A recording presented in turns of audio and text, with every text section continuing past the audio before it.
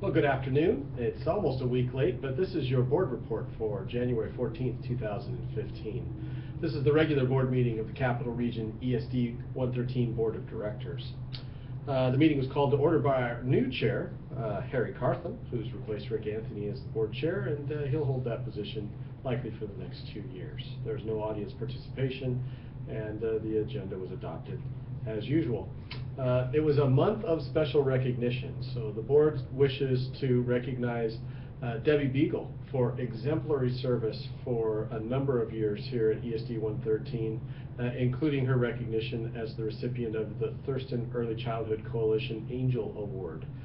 Debbie will be retiring in just about a month or so, and we're just so thankful for the time that we've had together with her for her tremendous service to the communities of our region. So thank you, Debbie, for the great work that you've done. Bill Brumsicle, board member, was recognized and presented with a certificate of appreciation for his service as the ESD 113 board liaison to the legislature. And we also adopted a proclamation read into the board meeting by Harry Cartham in celebration of Dr. Howard Coble's 90th birthday, which happened to be the day before. Dr. Coble was very grateful for the recognition of the board and has deeply appreciated his opportunity to serve our communities. It was also Board Recognition Month, and so the board adopted a resolution recognizing school boards for their great work in the 44 counties around us, and we presented, as members of the staff, our board of directors with certificates of thanks and a small token of our appreciation. Consent agenda was approved as usual.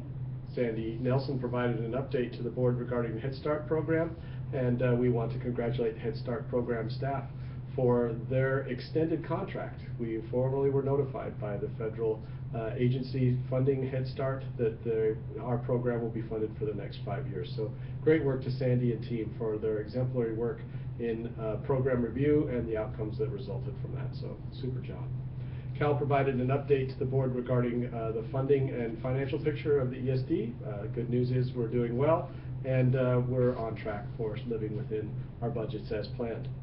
Mike Hickman provided a report to the board regarding alternative learning environments. Specifically, board members had asked for data about homeschool students and students enrolled in private institutions, state-approved private schools. So Mike provided data by county, and very informative to learn about the alternative learning environments that students are placed in within our region and how the ESD might be serving them was a topic of discussion.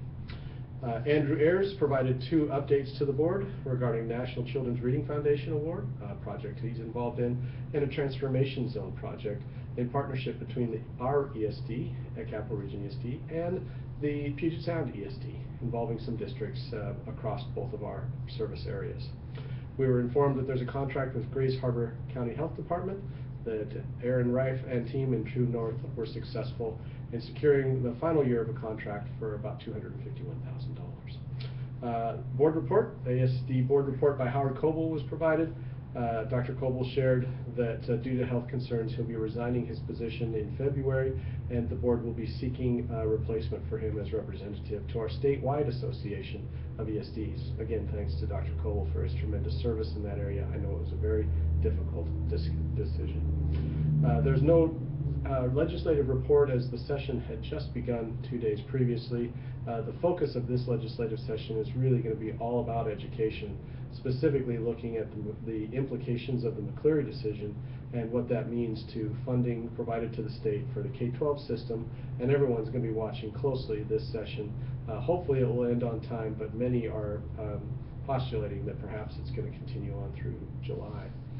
The board was looking at some future discussion topics. We're pleased to announce that we'll be having some school districts and their representatives actually joining us at our upcoming board meetings. In February, Lake Quinault and Aberdeen School District will be presenting to the board, sharing some perspectives about the ESD service and how they've been partners with us.